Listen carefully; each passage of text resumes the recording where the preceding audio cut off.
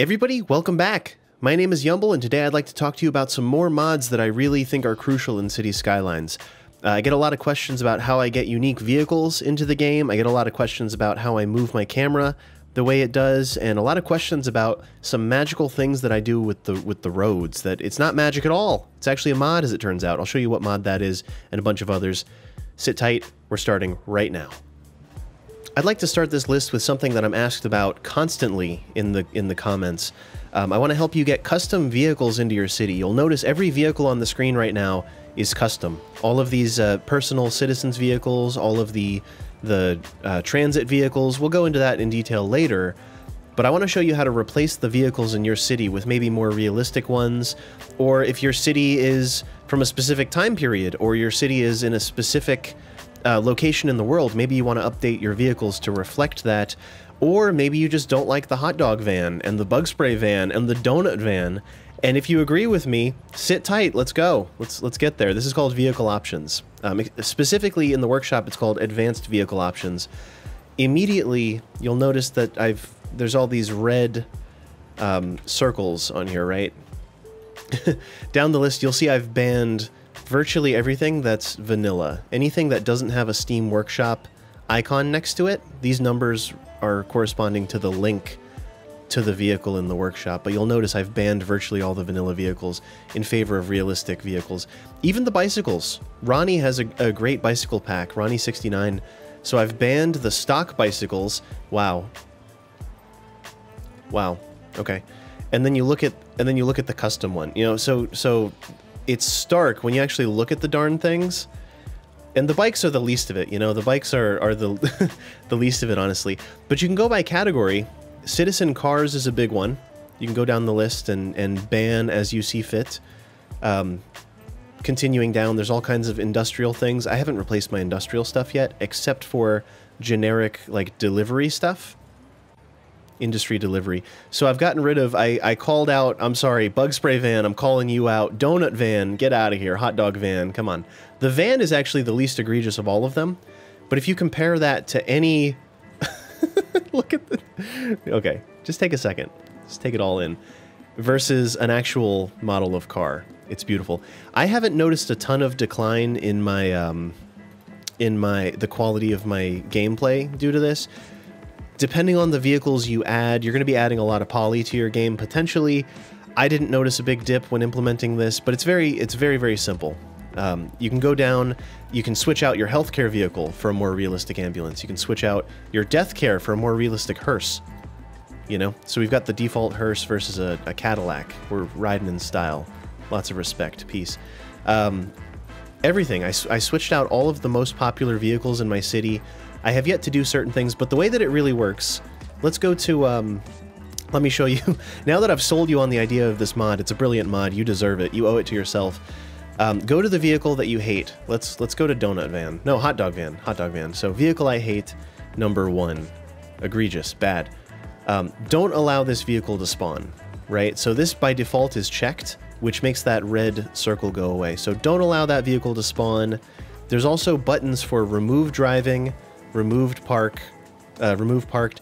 The default values, I can click this and it'll reset this whole menu. If you've, it also lets you change the colors. I don't use it for this as often as I should, probably.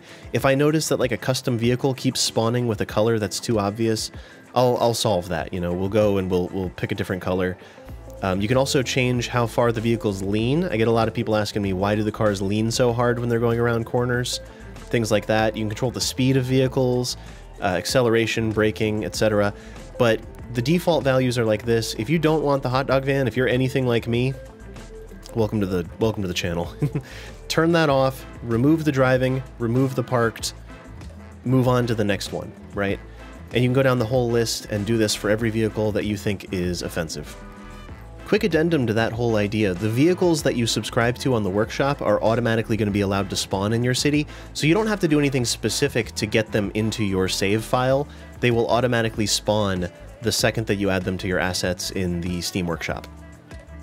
For my next trick, I'd like to show you a bit of road magic. This is Elektrix Road Tools, it's amazing. If you've seen some of my other videos, or if you've played the game a bit, you've noticed that there are these things called nodes in the road, and it's every time there's a connection from one segment to the next, right? Let's say we wanted to remove a section. Let's say that I wanted to make this one continuous thing. I could use Elektrix road tools. It's this little, the guy with the cool hair down here.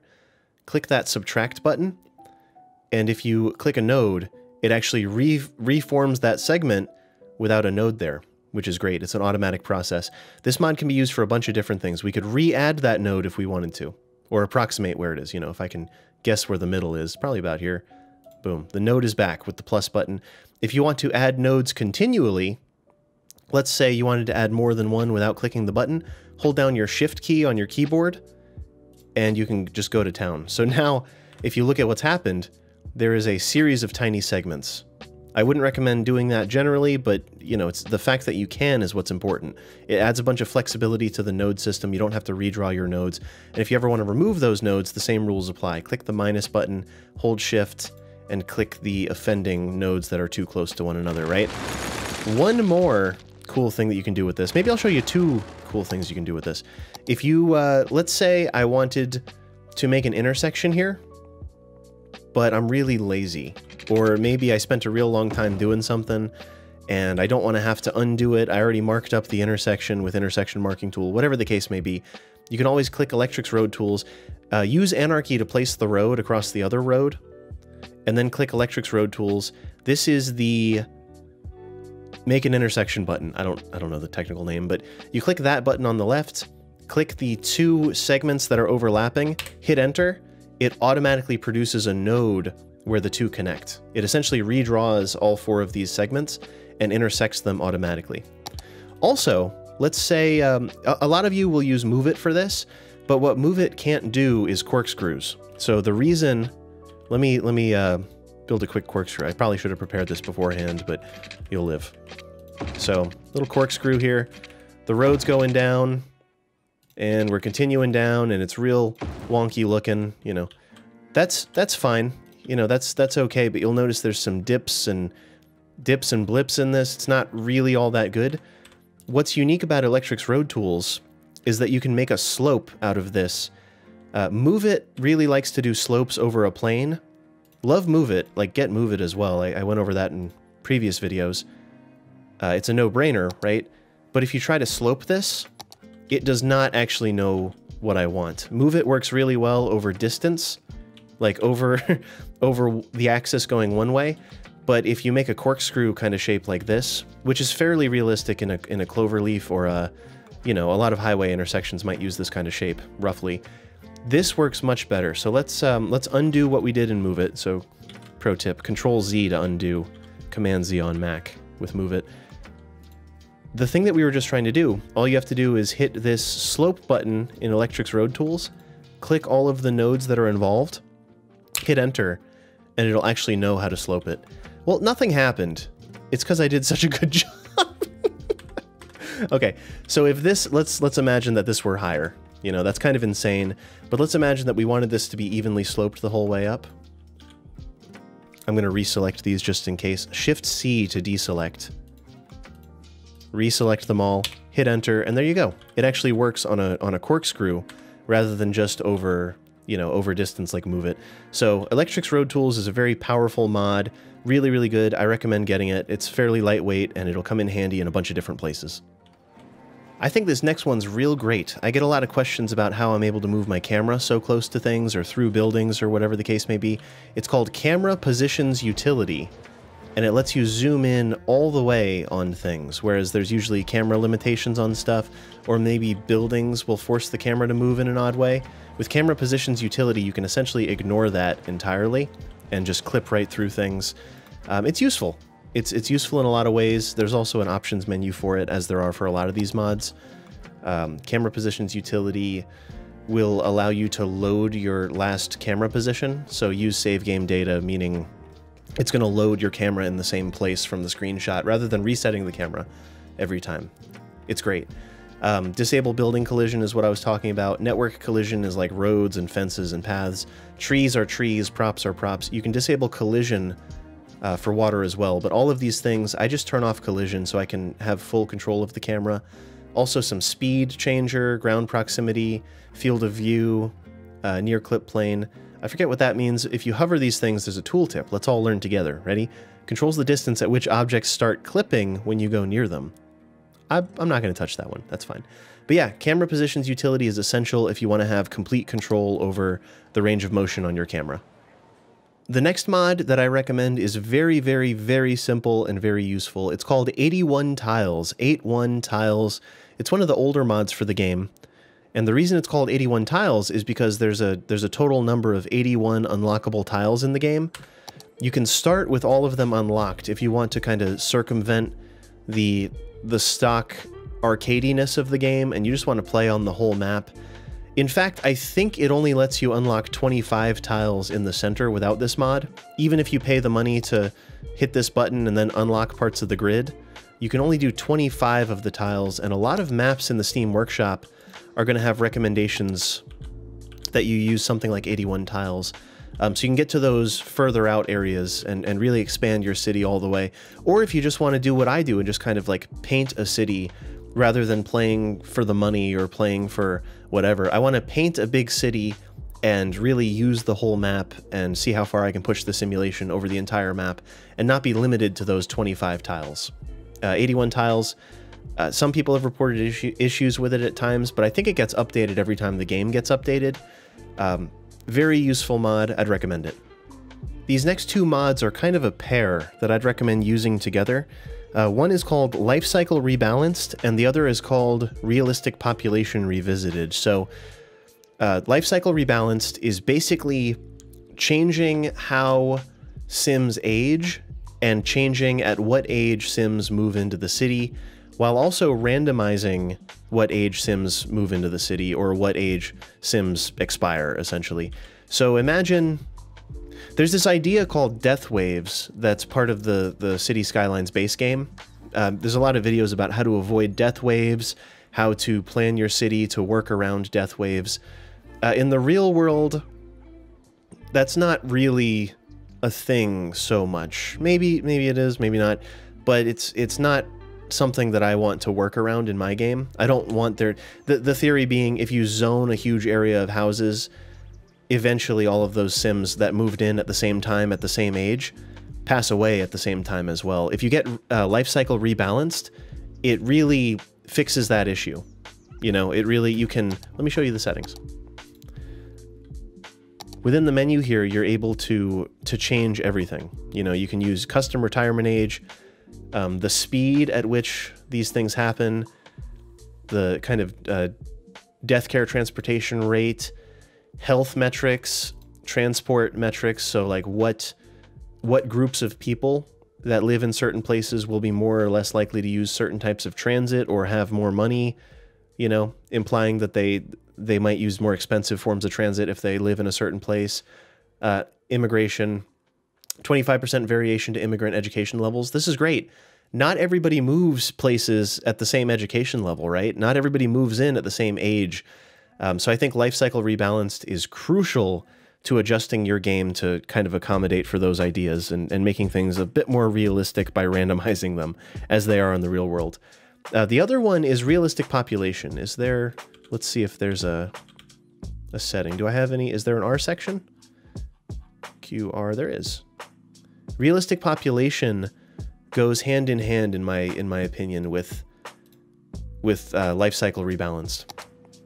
So what Realistic Population does is it makes your single-family homes, this is a low-density single-family home. In the US, we put one family in here, and sometimes that means that it's a single senior. So for low-density areas, it reduces the population a lot, potentially. Wow, same thing, one senior. Let's see if we can get like a 2 or 3 person household. There we go, that's a realistic spread too. 2 adults, 2 children. So there's 4 people living in this house where the default game with default settings may only include, it might have like a dozen people living in a house this size. What are you doing? That person's up to no good, I can tell. But yeah, this keeps it fairly realistic. There's a 5-person house, 1 child, 2 teens, 2 adults. So in these single-family homes, there's actually 1 household living in each of these single-family homes, and that can be 1 to 5 or 1 to 6 people. The flip side of Realistic Population is it means that in your higher density homes, there's going to be 30 households living in this tiny building, right?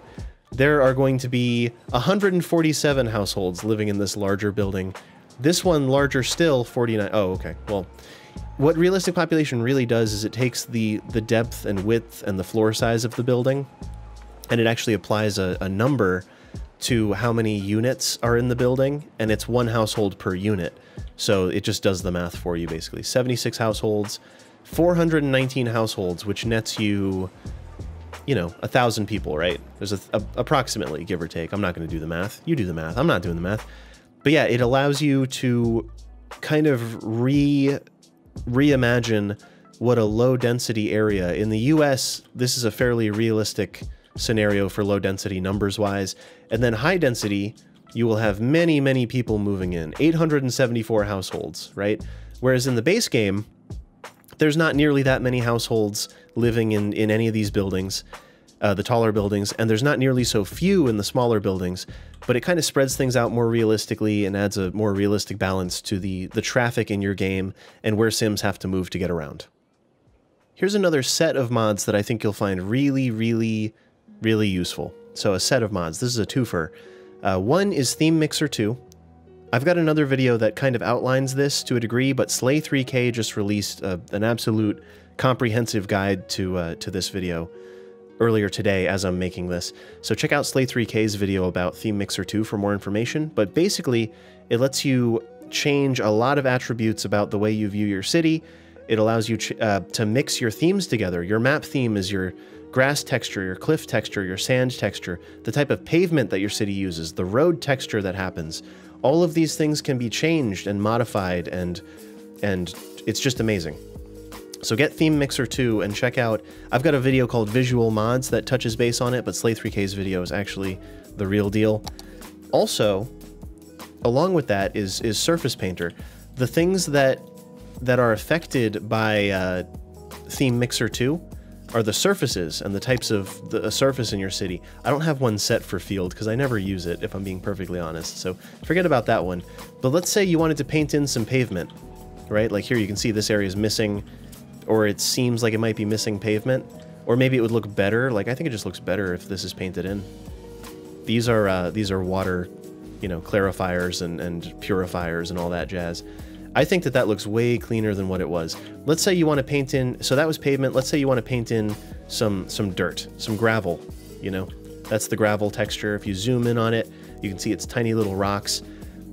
This one is the ruined texture. So if you wanted to have, like, let's say, under your train tracks, I think it does ruined by default. Or, the edges of it are a bit ruined, but I suppose the gravel is what's right under the train tracks. So if you wanted to make a rail yard, and like, let's say realistically, there might not be any grass where the trains are coming through, you know? You can apply as necessary.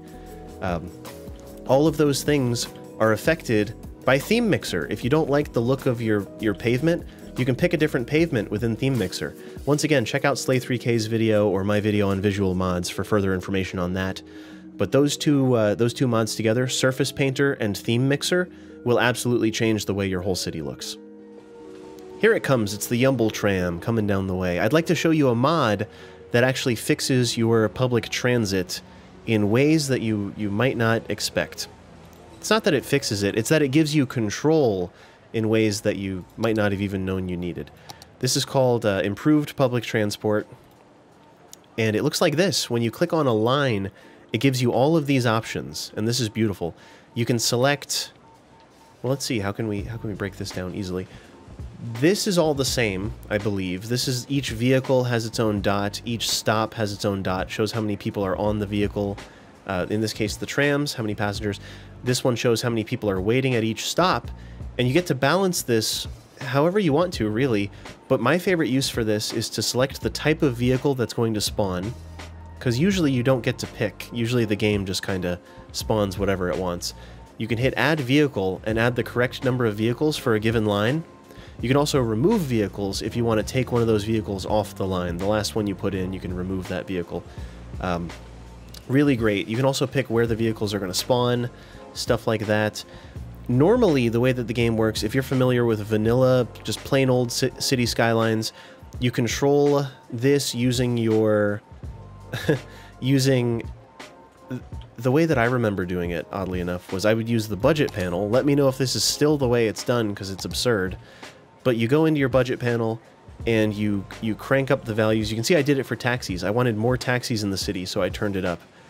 I wanted more... If you wanted more trams in your city, or trains, you'd turn it up at this menu. And if you wanted to make that change line by line, you would do it in this menu, the vehicle count modifier, and turn it up or down, and that would spawn a certain number of vehicles. That's an awful system, right? It's like, how much money do you want to throw at the problem? This is way better. You have much more control. You can select the type of vehicle, spawn the correct number of vehicles, remove vehicles, change the vehicle that's spawning, mix and match. If I wanted to do a few different vehicles, we could do that. It's actually amazing. So I'd strongly recommend improved public transport for your city. So the next one is directly related to this tram line. It's called Commuter Destination. I believe I have it turned on right now. This is a brand new mod, by the way. Commuter Destination is a new thing. So you go into your transit line by hitting the transit button, clicking on the line. I'm looking at my tram line here, and you can see it starts in this plaza here, kind of a turnaround. It goes through the condos. This is an area under construction, so maybe we'll add more stops there later if we have to. Goes through our bus depot area, goes past the metro hub here, turns around kind of awkwardly. That's a temporary fix as the city... We're building this city on Twitch currently. This road's going to continue on eventually, and we're going to have a whole waterfront tram. It's going to be great. But let's say we want to see why people are riding the tram, specifically. This one's called Commuter Destinations, I believe. The link will be in the description, as well as the correct name, but I believe it's called Commuter Destinations. If I click on a given stop here, I'm betting... Let's see, I'm going to click on a random stop and see what happens. So the people that are waiting at this particular stop are trying to go to these places. So what this tells me, it's this icon over here, kind of a hiker, we'll say. I think it's supposed to be a pedestrian, but he looks like he's hiking, so we'll go with that. Big time, people are trying to get to college. So that's, you can see how large the icon is. Some of the people are trying to get to elementary school. Now the line stops here.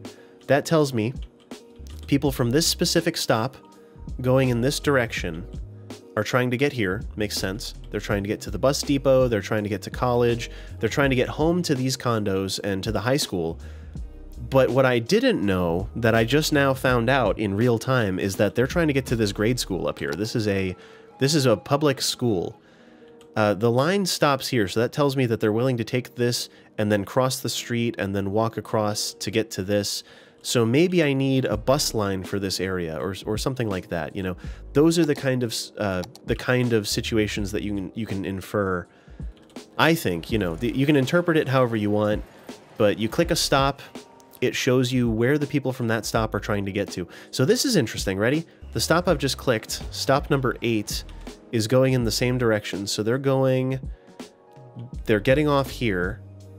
It looks like they're going to this metro to get up to here, because a lot of the people from that particular stop are trying to get to schools. These are all shopping, school, hospital, condo, shopping.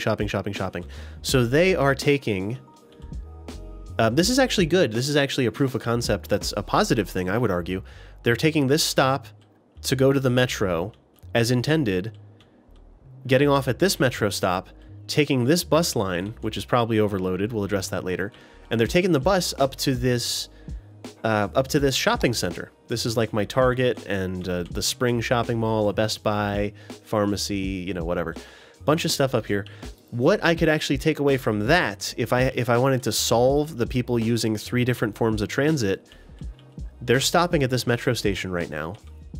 If I were to make another metro station up in this area, they wouldn't have to take this bus, and this bus line probably wouldn't be overloaded. So Commuter Destinations is really, really cool for kind of visualizing why something might be going wrong, or why something might be going right in your city. You know, you may find out that things are working perfectly and the stop is very close to their destinations, or if, like in this situation, you find out that they're taking 3 different forms of transit, and all I have to do is extend this line up to here to make them avoid using this bus, that's a good solution. But yeah, Commuter Destination, it's a newcomer to the game. I'd highly recommend it. The final selection for this set of mods that I've chosen is going to be called Building Themes. This is Building Themes. You'll notice earlier we were looking at this suburban area, and other than these kind of, they're not townhouses, but apartments, I suppose. The place I live is kind of similar to these actually, so I think that's kind of why I like it. But other than these apartments, these are all single-family homes, and you'll notice that they're all kind of unified. They look like they were built by the same company. The pack that I downloaded from the Steam Workshop to achieve this is called American Eclectic. Now, these are zoned buildings. I might have nudged some of them over, but they're all zoned in a specific way so I could fit a path in. And the way that I told the game that I wanted to only spawn American Eclectic buildings is actually the mod that we're going over right now. It's called Building Themes. Building Themes. Spaced out. Building themes is crucial if you want only a certain type of building to grow. The way that it works is per district, and it gives you this button here that says themes, and it's kind of like how the district tool, you know how if you have the DLC for districts, you can make certain industrial areas, or you can designate an area as tourism or leisure or what have you, or here, you know, commercial, the IT cluster, or sustainable self-sufficient buildings. It's just like that, but instead of for DLC buildings, it's for any building you want. So what I've done is I've made an American Eclectic theme, so all of the low-density housing in this area is only allowed to spawn American Eclectic buildings. That's how I've kept this cohesive. That's how I've kept these buildings all the same. I did the same thing with DLC buildings down here.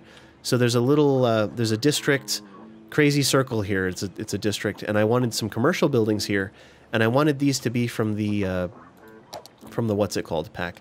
In this case, it's called Modder Pack 5 built-in style, oddly enough.